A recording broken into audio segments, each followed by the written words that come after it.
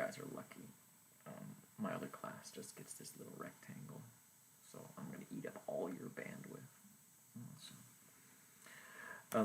So let's talk a little bit about symmetry. We had left off with this idea of the point group. It is a collection of all the symmetry operations in the molecule. And so we can use a flowchart like this to determine the point group rather than trying to find all of the symmetry operations, because again, some of them are necessary side effects of having another operation. And so, but once you identify the point group, it usually tells you all, you can look up all the rest of them. Right? And so, and again, anything can have symmetry, and so we can use symmetry operations to determine what the point group of, say, a d orbital is, and how that transforms under certain conditions is important. So these point groups, these symmetry operations are really what we call a group. This collection together, this point group collection, there are certain laws that it follows. Okay, all of the groups have an identity element. Okay, so all of them have an identity element. Any symmetry operation in a group is a product of any other symmetry operation in a group. So that means that you can do two operations and you should be able to get a third one, right? That is also in the group. So like a rotation and a mirror or something like that together would give you a different operation. And each operation has an inverse. That means that if you did one operation and then you did the other, it would revert back to the original arrangement. Okay? And sometimes that inverse operation is itself, like a mirror plane. The inverse operation of the mirror plane is also a mirror plane. It's the same mirror plane. It reflects back to itself. And these operations are associative, okay, and that means that you can do them in any order and you would get the same result. So you do a rotation, and then you do a mirror plane, and then you do another mirror plane, and you should be able to get back to the exact same operation that you started. Not necessarily started, but the result would be the same. Right? And so these are standard properties of the groups, and the reason for this is that groups are mathematical entities, and so a lot of this stems from certain mathematical operations. If you think about a transformation, like a C2 rotation, you just take it and you rotate the molecule 180 degrees, like in this water example. Here it's shifted from here to here. Right? So we could do the same operation if we did a vertical mirror plane, which flopped these two, then doing the second vertical mirror plane. So those two together would create the same operation as our C2. That first mirror plane moves the starred atom. Right, so the first mirror plane moves the starred atom over here, but you have to remember that when you do the C2 rotation, this side, this face of the atom is now over here. Right? And so while the atom has moved, it is now pointing the wrong direction. Right? So here, while it's reflected, this side of the atom is still the same. And so you need to do an additional mirror, right, to generate a true identity. Right? So just keep that in mind. So those two operations together, again, any two operations will give you another operation in the group.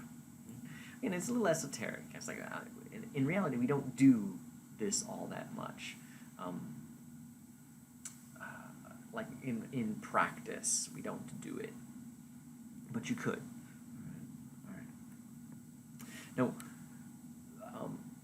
the reason this works is because these transformations are taking the point space that is the object and doing a mathematical rearrangement on it.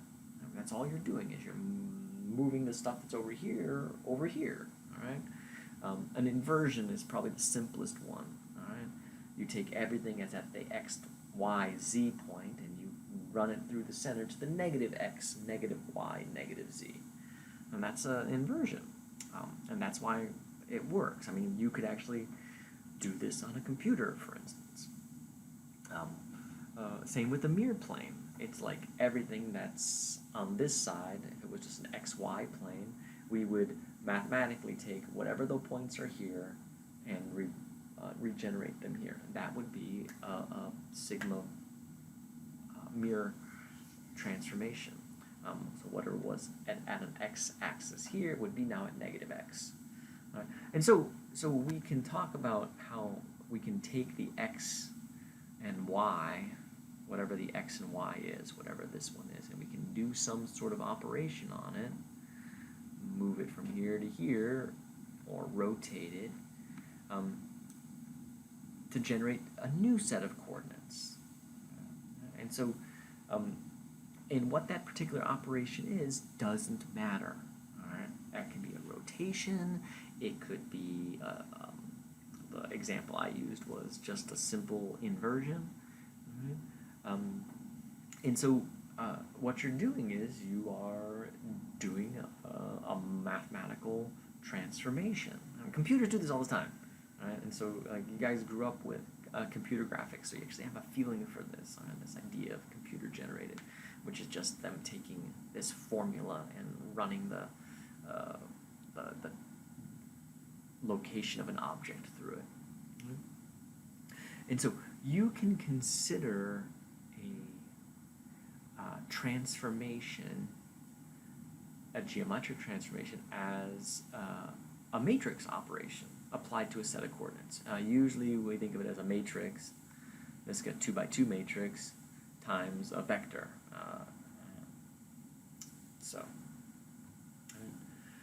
And so we can think about how this transforms when we do our mirror plane. We can see that whatever was on the y-axis is now on the negative y-axis.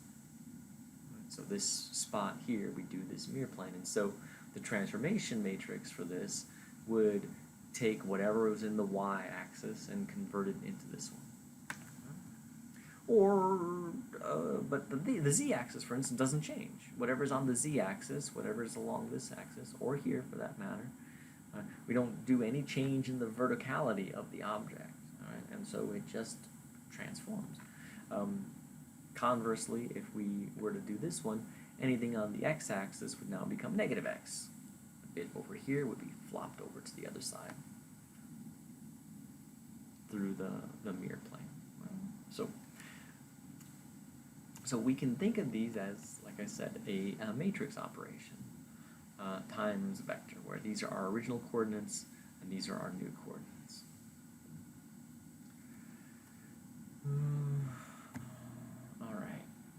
All right. So we are going to use a little bit of matrix description. This is not a linear algebra class, but it's helpful to at least review matrices, at least just a little. There are much better Google Docs, much better YouTube videos talking specifically about matrix behavior. Right? And for the record, in a matrix relationship like 3 by 3 matrix times another 3 by 3 matrix to give a new 3 by 3 matrix, these are not associative. All right? A times B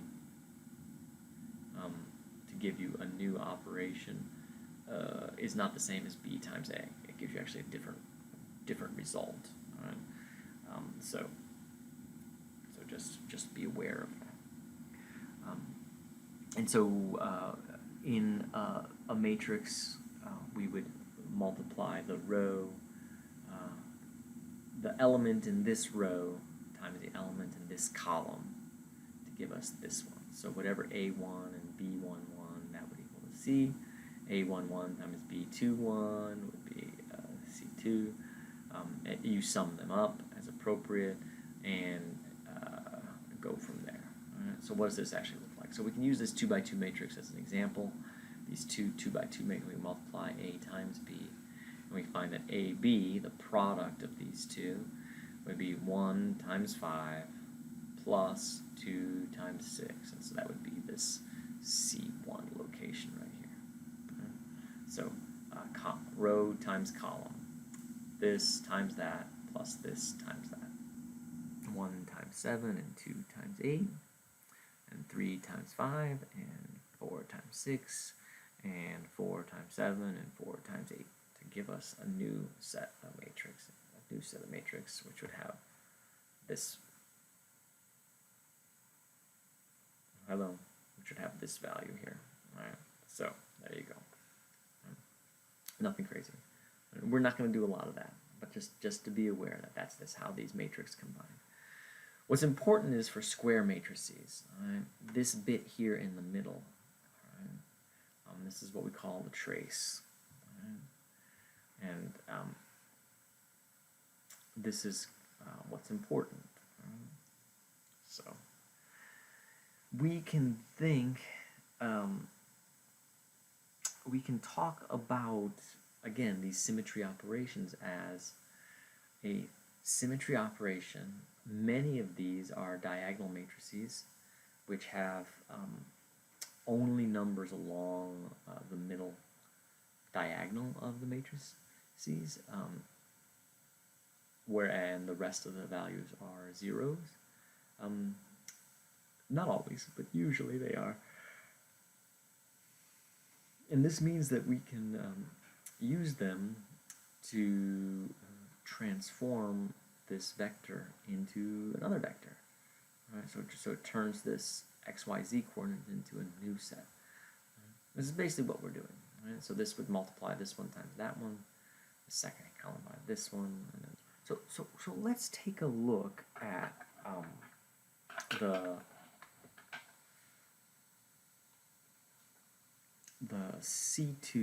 C2V character table. Right? C2V character table, you can actually look it up in your book. Right? So in your book, there's our list of character tables. They're in the back, but the C2V character table has in it a list of all of the symmetry elements in the C2V character table. So for us, page 194 in our textbook has the particular symmetry operation or symmetry element in it. And we can look at the list of all of the symmetry elements. Right? So in a character table, the character tables look like this. Character tables. A character table has a bunch of different arrangements in it. All right? One of the important things in the character table is the number of different, what we call classes, the number of different symmetry operations. Everything within the same symmetry operation is considered a class. For instance, there are two different types of C4. There's the C4 superscript 3, and then there's the C4 superscript 1. Right? And so, again, those are the ones that's 3/4 the way around, and then 1/4 the way around. So, we could count up the number of symmetry elements in here. We could see that this would be 1, 2, 3, 4, 5, 6, 7, 8, 8 different symmetry operations. So this is, again, the order of the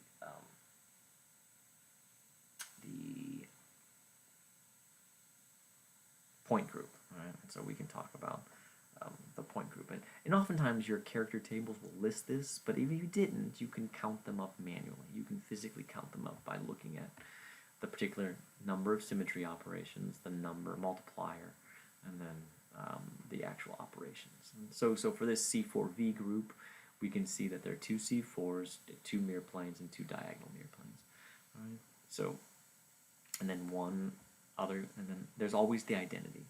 If you ever forget, it's always the identity. Invariably, there's one that's going to be forgotten. It's the identity element. Right? So let's think about these transformations for the C2V. It turns out that the C2V operation, if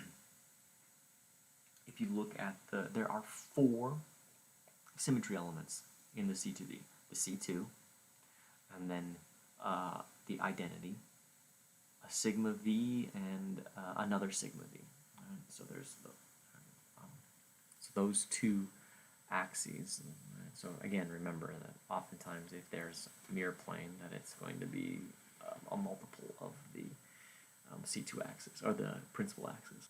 Let's talk about how these transform. Right? So if we look at the coordinates x, y, and z, and we talk about how they transform, if we think about this as a diagonal matrices, because it's a diagonal matrix, so for the identity, we think about how it transforms our x, y, and z coordinates, and it doesn't. All right, so the x, y, and z in is equal to x, y, and z out for our system. Right? And so one potential diagonal matrices for this would be 1, 1, 1, where everything else would be 0. Again, this is just an exercise. We won't be doing a lot of this. Right? So this would be our identity matrix. This times that x, y, z would give us the new values, x prime, y prime, and z prime, and they'd all be identical. Right? All right. Well, let's think about a C2 axis. Right? So here's our principal rotation axis. For a water molecule, C2 axis runs through the oxygen. And so let's talk about what happens. So we take this, we spin it around, and now it becomes a little different. And while it looks like we've just moved it over here, whatever was on this side of the molecule is now on that side of the molecule. We just did a C2 rotation. So remember, these are spheres, and so whatever was here, whatever was on this left half, is now on the front half, because we did the rotation. It's a little more easy to see. So while this swung around, the front half of this is now on the back half. So what was on the negative side of the x is now on the positive side, and what was on the y is now on the negative side. And so unlike our previous matrix, which was 1, 1, 1, this one, on the other hand, would be a -1 with respect to x, -1 with respect to y, and 1 with respect to z. Right? So that would represent the transformation matrices for that particular one. You do something similar for the water molecules. Here's a mirror plane running through the middle of the water molecules. What was on the H on this side has now been directly mirrored over here. So what was here has now been reflected. And so this is the YZ plane. And so this would represent a change of -1 on the y-axis, but the x-axis doesn't change. The x-axis is coming out at us. It's still here and there on that side. So that one doesn't change. Now prove to yourself that the last mirror plane, which contains all the atoms, while it doesn't change the z-axis, and it doesn't change the y-axis, again, this is the y-axis, it does change the x-axis. Everything here on this side is now on the other side. And even though while the atoms don't look like they move, they are reflected through that plane. And so what's on this half is on that half. And so you can draw the fourth matrix from that one. So prove that one to yourself.